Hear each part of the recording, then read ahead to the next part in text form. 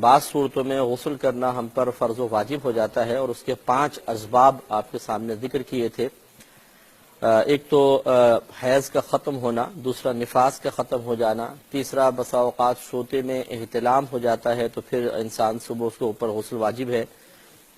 اور اس میں جو نبی کریم صلی اللہ علیہ وسلم نے اصول بیان فرمایا وہ یہی ہے کہ جب انسان صبح اٹھے اور اپنے کپڑوں پر نشانات موجود پائے تو غسل لازم ہوگا۔ اگر صرف بالفرض ڈسچارجنگ یاد ہے یا یہ خواب وغیرہ کوئی یاد ہے لیکن صبح اٹھ کے وہ دیکھتے ہیں کوئی نشانات وغیرہ نہیں ہے تو غسل واجب نہیں ہوگا۔ چوتھا ہوتا ہے تعلق زوجین قائم کرنا، وہ چاہے ہسبینڈ وائف ہوں یا کیسا بھی حلال ہو یا حرامیوں کہہ لیں، دونوں صورتوں میں اس سے بھی غسل لازم ہو جاتا ہے۔ اس کے علاوہ انسان کے جسم سے، انسان کے اندر سے جو ڈسچارجنگ ہوتی ہے اور وہ باقاعدہ شہوت کے ساتھ ہو، چاہے مرد کے ہے چاہے عورت کے، تو یہ بھی غسل کے وجوب کا سبب بنتی ہے۔ 5 اسباب آپ کی خدمت میں ذکر کیے تھے، اور پھر ہم اس پر آئے تھے کہ غسل کس طریقے سے کرنا چاہیے، اس ترتیب کو ذکر کرتے ہوئے پچھلی مرتبہ اتنی بات آپ کو ذکر کر دی تھی کہ جب آپ غسل کرنے لگے تو اس سے پہلے کلی کر لیں، یعنی واش روم میں جانے سے پہلے، باتھ روم میں جانے سے پہلے کلی کر لیں کہ تاکہ بسم اللہ الرحمن الرحیم پڑھ کر باتھ روم میں داخل ہونا بلا کراہت ممکن ہو سکے، کیونکہ جب انسان حالت جنابت میں ہوتا ہے اس وقت اذکار الہیہ کر تو سکتا ہے لیکن بغیر کلی کیے کرنا مکروہ تنزیہی ہوتا ہے، یعنی گناہ تو نہیں ہوتا لیکن شریعت نے اس کو پسند نہیں کیا، تو بہتر ہے کلی کرنے کے بعد پھر آپ باتھ روم میں داخل ہوں اور الٹا قدم اندر رکھیں۔ اور آپ کو سمجھایا تھا کہ غسل مکمل ہونے یا پاکی حاصل کرنے کا تعلق زبان سے کلمے پڑھنے سے نہیں ہے، یہ بیچارے عوام کا خیال ہے، بعض جہلاء کا خیال ہے کہ جب تک انسان کلمہ نہیں پڑھ لیتا پاک نہیں ہوتا، اس سے اس کا کوئی تعلق نہیں ہے۔ غسل کے 3 فرائض آپ مکمل کر لیں تو بس آپ پاک ہو گئے، اور 3 فرض آپ کو بتائے تھے۔ نمبر 1 کلی کرنا جس میں غرغرہ شامل ہے، نمبر 2 ناک میں پانی اوپر کو چڑھانا، کم از کم یہ سخت ہڈی تک پانی پہنچ جائے، اور تیسرا سر کے بالوں سے لے کر پاؤں کے ناخن تک پورے بدن پر سے کم از کم 1 بار پانی کا بہانا۔ یہ 3 فرض ہوتے ہیں، آپ زبان بند رکھیں، 3 فرض پورے کریں، غسل مکمل ہو جائے گا۔ اور آپ لاکھ کلمے پڑھتے رہیں لیکن آپ یہ 3 فرض پورے نہ کریں، آپ ناپاک ہی رہیں گے۔ اس لیے جو شریعت نے اصول بتایا وہ یہی ہے کہ غسل پانی کے ذریعے غسل مکمل ہونے یا پاکی حاصل ہونے کا تعلق کلمے پڑھنے سے ہے ہی نہیں، پانی کے بہانے سے ہے اور پانی کو حصہ بدن تک پہنچانے سے ہے۔ واش روم میں جانے کے بعد کسی قسم کا ذکر الہی نہ کریں کیونکہ وہ مناسب مقام نہیں ہوتا۔ پھر جب آپ کپڑے اتاریں اس کے بعد تو بدرجہ اولا نہ کریں کہ جب انسان ستر کھولتا ہے تو فرشتے شرم و حیا کی بنا پر چلے جاتے ہیں، کلام کرتا ہے تو دوبارہ لوٹ آتے ہیں اور اس سے ان کو کوفت ہوتی ہے۔ ہاں از حد ضروری کوئی مسئلہ ہو کہ آپ کو کہنا ہے تو پھر یہ کس حالت میں انسان کہہ سکتا ہے، وہ ایک مجبوری کی کیفیت ہے، لیکن بلا عذر بغیر کسی مجبوری کے، جیسے بعض نادان واش روم میں جانے کے بعد گانے گنگنانا شروع کر دیتے ہیں اور یا کوئی اپنے آپ سے باتیں کرنا شروع کر دیتے ہیں، یہ بالکل غلط طریقہ ہوتا ہے، اس طرح نہیں کرنا چاہیے۔ یہ بھی آپ کو بتایا تھا کہ جب انسان ستر کھول لیتا ہے اس وقت کعبۃ اللہ کی طرف رخ کرنا یا پشت کرنا، پیٹھ کرنا، دونوں ناجائز ہو جاتے ہیں، لہذا اس طرح کھڑے ہوں کہ مثال کے طور پہ کعبۃ اللہ آپ کی اس طرف ہے، جیسے میں آپ کے سامنے بیٹھا ہوں تو رخ ادھر ہونا چاہیے، ادھر ہونا چاہیے، کعبۃ اللہ کی طرف نہ ہو، یعنی کعبۃ اللہ کی سمت آپ کا سیدھا کندھا ہو یا الٹا کندھا ہو، آپ کا رخ نہیں ہونا چاہیے، آپ کی پشت نہیں ہونی چاہیے ورنہ گناہ ہے۔ اگر آپ کا باتھ روم ایسا نہیں ہے، مثال کے طور پر جیسے آپ نے شاور لگوایا ہوا ہے، اس شاور کی طرف رخ کرتے ہیں، کعبۃ اللہ کی طرف رخ ہو جاتا ہے، تو یہ اس طریقے سے پھر آپ نہائیں گے تو مناسب نہیں ہے، ناجائز ہے۔ آپ یا تو پھر بالٹی بھر کر اس طرح رکھیں کہ جیسے آپ کے سامنے کعبہ ہے تو اس طرف رخ کر کے نہائیں، اور یا پھر ٹیڑھا کھڑا ہو کر نہائیں کسی سیٹنگ کے ساتھ۔ بہرحال آپ کا رخ یا پشت کعبۃ اللہ کی سمت نہیں ہونا چاہیے۔ اس کے بعد ہم نے آپ کو پہلے بھی سمجھایا تھا کہ غسل کے لیے، پاکی حاصل کرنے کے لیے یا غسل اتارنے کے لیے نیت شرط نہیں ہے۔ ہاں نیت ہوتی ہے، جیسے نبی کریم صلی اللہ علیہ وسلم نے فرمایا کہ انما الاعمال بالنیات، عملوں کا دار و مدار نیتوں پر ہے، اور فقہائے احناف کے نزدیک اس کی اصل عبارت یوں بنے گی اگر محذوفات نکال لیں اور تو ثواب الاعمال بالنیات، کہ اعمال کے ثواب کا دار و مدار نیتوں پر ہے، اور ثواب سے مراد ہے اخروی بدلہ، تو گویا کہ اخروی بدلے کا دار و مدار نیت پر ہے۔ خلاصہ کلام یہ ہے کہ چونکہ پانی بذات فی نفسہ بذات خود بغیر کسی واسطے کے پاک کرنے والا ہے، لہذا اس میں آپ نیت کریں نہ کریں یا پاک کر دے گا۔ لیکن نیت کرنے کا فائدہ یہ ہوگا کہ پھر ہمارا غسل کرنا عبادت میں باقاعدہ شمار ہوگا اور آخرت میں اس پر اجر و ثواب بھی ملے گا، اور بغیر نیت کے اگر غسل کر لیا غسل اتر جائے گا، آپ پاک ہو جائیں گے لیکن ثواب نہیں ملے گا۔ تو گویا کہ فقہاء احناف کے نزدیک غسل سے پہلے یا وضو سے پہلے بھی نیت کرنا یہ صرف اور صرف حصول ثواب کے لیے ہے، اخروی انعام حاصل کرنے کے لیے ہے، حقیقتاً پاکی حاصل کرنے سے اس کا تعلق نہیں، پاکی تو پانی کے استعمال سے حاصل ہو رہی ہے۔ اب اس کے بعد آپ نے سب سے پہلے نیت کر لی، اور آپ کو معلوم ہے کہ نیت دل کے پختہ ارادے کو کہتے ہیں، اور ابھی میں آپ کو بتا ہی چکا ہوں کہ باتھ روم میں آپ نے زبان سے کچھ نہیں کہنا ہے، لہذا جیسے ہم نماز وغیرہ میں نیت کرتے ہیں زبان سے کہتے ہیں، ایسا نہیں کہ آپ باتھ روم میں کہیں کہ میں اللہ کی رضا کی خاطر غسل کرتا ہوں، یہ کہنے کی ضرورت نہیں، بس دل میں سوچ لیں کہ میں اللہ تعالیٰ کی رضا کی خاطر غسل کر رہا ہوں، پاکی حاصل کرنے کے لیے غسل کر رہا ہوں، نماز کے قابل بننے کے لیے غسل کر رہا ہوں۔ کوئی بھی نیت کریں گے تو انشاءاللہ بس نیت ہو جائے گی اور ثواب ملنا شروع ہو جائے گا۔ اس کے بعد آپ نے سب سے پہلے اپنے دونوں ہاتھ پونچھوں تک دھو لیں، یہ کلائیوں کے جوڑ تک دونوں ہاتھ دھو لیں۔ دھونے کے بعد اس کے بعد دیکھیں کہ اگر بدن پر کسی مقام پر کوئی نجاست وغیرہ لگی ہوئی ہے تو اس نجاست کو دھو لیں۔ اگر آپ بالٹی سے نہا رہے ہیں یا ٹب سے نہا رہے ہیں تو بہت احتیاط سے، کہ اگر نجاست پر پانی لگ کر بالٹی کے اندر چلا گیا تو کل ناپاک ہو جائے گا، نجاست پر لگ کر تو اس لیے پانی لے کے احتیاط سے پہلے سائڈ میں ہو کر پھر آپ اپنے جسم سے کوئی ایسی گندگی وغیرہ ہے تو اس کو دور کر لیجئے۔ تو سب سے پہلے دونوں ہاتھ پونچھوں تک دھونا، اس کے بعد پھر اپنے بدن سے کوئی نجاست وغیرہ اس کو دور کرنا، اس کے بعد استنجا جیسے کرتے ہیں آپ استنجا کر لیجئے ایک دفعہ احتیاطاً۔ اور یہ کہ میں مزید آپ کو احتیاط عرض کر دوں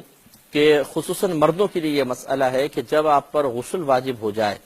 تو غسل کرنے سے پہلے 3 کاموں میں سے ایک کام ضرور کر لیجئے گا۔ نمبر 1، یا تو تھوڑی دیر دوبارہ سو جائیں بشرطے کہ نماز کی قضا ہونے کا خوف نہ ہو۔ نمبر 2، کم از کم 40 قدم چل لیں، یا نمبر 3، پیشاب کر لیں۔ اس کی وجہ یہ ہے کہ یہ 3 کام ایسے ہیں کہ اگر بالفرض جسم سے جو کچھ خارج ہوا ہے اس کا کوئی حصہ پیشاب کی نالی میں باقی ہو تو ان 3 عمل سے نکل جاتا ہے۔ جب آدمی سو جاتا ہے اعضاء بالکل ڈھیلے ہو جاتے ہیں، ریزسٹنس ختم ہو جاتی ہے، تو رکے ہوئے تمام جو خطرات ہیں وہ نکل جاتے ہیں، پیشاب کرے تو پریشر سے نکل جاتے ہیں، اور انسان چلتا ہے تو حرکت سے نکل جاتے ہیں۔ تو یہ 3 میں سے کوئی ایک کام ضرور کر لینا چاہیے۔ اس کا فائدہ یہ ہوگا اس کے بعد اگر آپ غسل کریں گے اور بالفرض غسل کرنے کے بعد پھر آپ کو کوئی قطرہ آتا ہوا محسوس ہوا، چاہے مادہ منویہ کا ہی ہو، تو اس کو پہلے والے احتلام کا حصہ نہیں مانا جائے گا، دوبارہ غسل لازم نہیں ہوگا۔ لیکن اگر آپ پہ غسل واجب تھا اور آپ نے ان 3 کاموں سے پہلے غسل کر لیا، اس کے بعد مثال کے طور پہ آپ پیشاب کرنے بیٹھے اور قطرہ نکل آیا تو پھر دوبارہ آپ پر غسل واجب ہوگا، کیونکہ یہ قطرہ اس سابقہ جو ڈسچارجنگ ہے اسی کا حصہ متصور ہوگا، درمیان کا غسل کالعدم ہو جائے گا۔ پہلے ہم آپ کو بتا رہے تھے کہ غسل کا بالترتیب طریقہ کیا ہونا چاہیے۔ پہلے آپ دل میں نیت کر لیں، زبان سے نیت کے الفاظ ادا نہیں کریں گے کیونکہ ستر کھلا ہونے کی حالت میں انسان کو کلام نہیں کرنا چاہیے۔ اس کے بعد آپ دونوں ہاتھ پونچھوں تک دھو لیں، اس کے بعد پھر آپ استنجا کر لیں، اور بدن پہ کہیں نجاست موجود ہے تو اس کو دور کر لیں۔ اس کے بعد بالکل نماز کی طرح وضو کریں گے، تمام مطلب اس میں جو فرائض ہیں اس کے وہ پورے کر لیں۔ مثلا 4 فرض ہوتے ہیں، چہرہ دھونا اور دونوں ہاتھ کوہنیوں سمیت دھونا، دونوں پیر ٹخنوں سمیت دھونا، سر کا مسح کرنا، یہ سب آپ کر لیں۔ اور اسی میں آپ غور کریں گے تو 2 فرض غسل کے مکمل ہو جائیں گے، ایک غرغرہ کرنا یعنی کلی کرنا غرغرے سمیت، اور ناک میں پانی چڑھانا۔ یہ دونوں چیزیں وضو میں اگرچہ سنت مؤکدہ ہوتی ہیں لیکن غسل میں فرض ہوتی ہیں، اگر نہیں کریں گے تو غسل نہیں اترے گا۔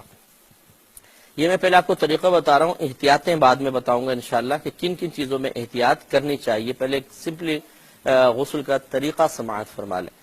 تو آپ نے وضو کیا، وضو کے اندر غسل کے 2 فرض مکمل ہو گئے۔ اس کے بعد پورے بدن پر ایک بار تیل کی طرح پانی کو مل لیں، خصوصاً جب کہ سردیوں کے دن ہوں، اور خصوصاً جب کہ آپ بالٹی سے یا ٹب سے نہا رہے ہوں، کہ پانی اتنی کثیر مقدار میں جسم تک پہنچتا نہیں ہے، جسم خشک ہوتا ہے، تو بعض اوقات کھال جو سردی کی وجہ سے سکڑ چکی ہوتی ہے پانی کو فوری طور پر جذب نہیں کرتی ہے، اس لیے تھوڑا بدن پر تیل کی طرح پانی کا مل لینا سنت کریمہ ہے۔ غسل کے بارے میں آپ کو بتایا، پہلا نیت کرنا، دوسرا پہنچوں تک دونوں ہاتھوں کو دھونا، تیسرا پھر استنجا کر لیں، چوتھا نجاست اگر بدن پہ کہیں موجود ہے تو اس کو دور کرنا، پھر اس کے بعد پانچواں پورے بدن پر تیل کی طرح ایک بار پانی کا مل لینا، یہ بھی سنت کریمہ ہے، خصوصاً ایسے مقام پر جہاں آپ کو غالب گمان ہے کہ کھال بہت زیادہ سخت ہو گئی ہوگی اور وہاں پر اگر بے پرواہی کے ساتھ پانی ڈالیں گے تو فوراً کھال جذب نہیں کرے گی اور مقام خشک رہ جائے گا، جیسے ٹخنوں کے اوپر ہوتا ہے اور اسی طریقے سے گھٹنوں کے اوپر ہوتا ہے کہ یہ اعضاء اکثر زمین پر لگتے ہیں تو یہ فوراً پانی کو قبول نہیں کرتے۔ ہاں اگر گرم پانی ہو تو تیزی کے ساتھ تھوڑا آپ ڈالیں گے، نرم ہو جاتی ہے کھال،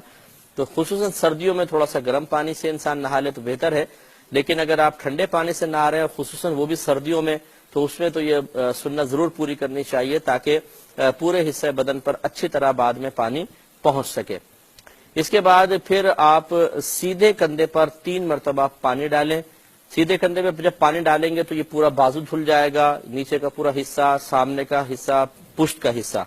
اس کے بعد پھر الٹے کندھے پر 3 مرتبہ پانی ڈالیں، اس میں یہ والا دھڑ سارا دھل جائے گا۔ اب سر اور نچلا دھڑ رہ گیا، اس کے بعد پھر اپنے سر اور نیچے والے دھڑ کو دھو لیجئے اور دھوتے ہوئے بدن کو ملتے رہنا، یہ بھی سنت کریمہ ہے۔ خصوصاً جب آپ شاور سے نہا رہے ہیں تو اس میں تو دونوں ہاتھ فری ہوتے ہیں، آپ بدن کو مل سکتے ہیں، لیکن اگر آپ ڈبے سے بھی نہا رہے ہیں، بالٹی سے یا ٹب سے نہا رہے ہیں تو پھر بھی آپ مطلب ایک ہاتھ سے ڈال رہے ہیں تو ایک ہاتھ سے بدن کو ملتے جانا سنت کریمہ ہے۔ یہ بھی آپ کو پہلے بتا دیا تھا کہ اگر آپ کے بدن پر کوئی نجاست حقیقیہ موجود نہیں ہے، یعنی کوئی قطرات وغیرہ لگے نہیں ہے، جو نجاست حقیقیہ جو نظر آتی ہے، جس کو کوئی اسمیل وغیرہ ہو جس کو آپ چھو سکیں، ایسی کوئی نجاست اگر نہیں ہے اور پھر آپ پانی بہا رہے ہیں تو گرنے والا پانی زیادہ سے زیادہ مستعمل ہوگا۔